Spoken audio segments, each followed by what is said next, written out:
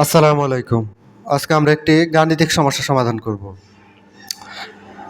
এখানে বলা আছে 30 জন শ্রমিক 25 দিনে একটি বাড়ি তৈরি করতে পারেন।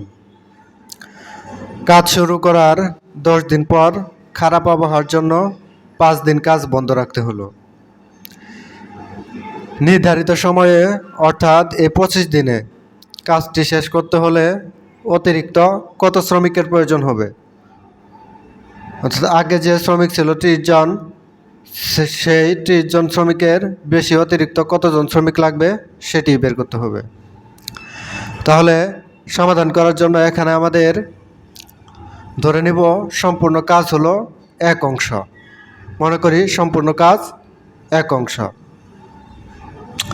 তাহলে 25 দিনে তৈরি করতে পারে 1 অংশ। যেহেতু কাজটি 10 দিন করা হয়েছে, এর জন্য 10 দিনে কতটুকু করতে পারে এটা বের করতে হবে আগে। সুতরাং 1 দিনে করতে পারে।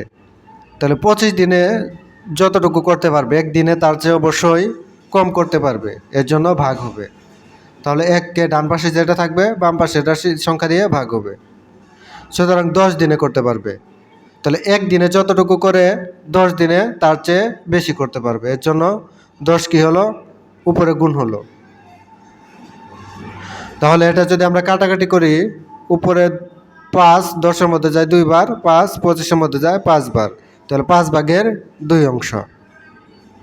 তাহলে অবশিষ্ট কাজ, যেহেতু আমরা সম্পূর্ণ কাজটি 1 অংশ ধরে নিয়েছিলাম, সেজন্য 1 অংশ থেকে এই 5 ভাগের 2 অংশ বাদ দিতে হবে। তাহলে এখানে লসাগু আসবে 5, তাহলে 5 একে 5 বিয়োগ 5, 5-এর মধ্যে 1 বার যায়, এর জন্য 2 একে 2 অংশ, অর্থাৎ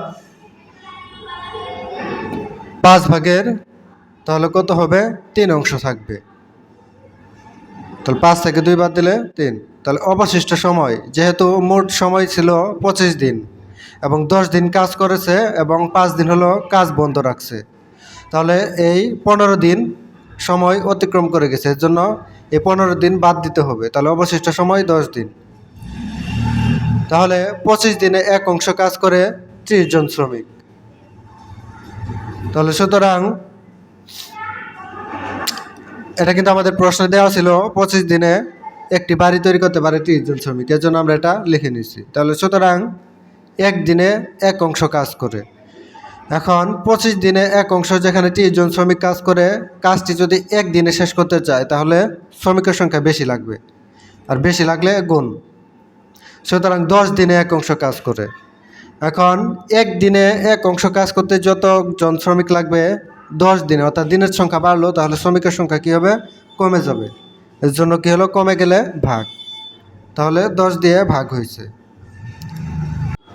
তাহলে 10 দিনে 5 ভাগের 3 অংশ কাজ করে, অর্থাৎ 1 অংশের চেয়ে কাজের পরিমাণ কম।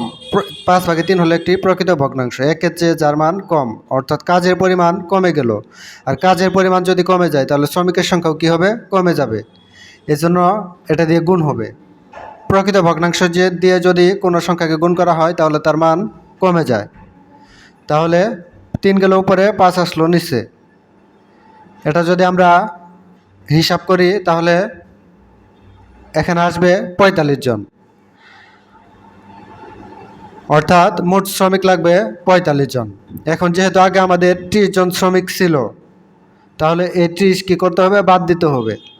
তাহলে 30 বাদ দিলে কত পাইলাম, 15 জন। তাহলে এই 15 জনই হবে অতিরিক্ত শ্রমিক। ধন্যবাদ সবাইকে। আসসালামু আলাইকুম।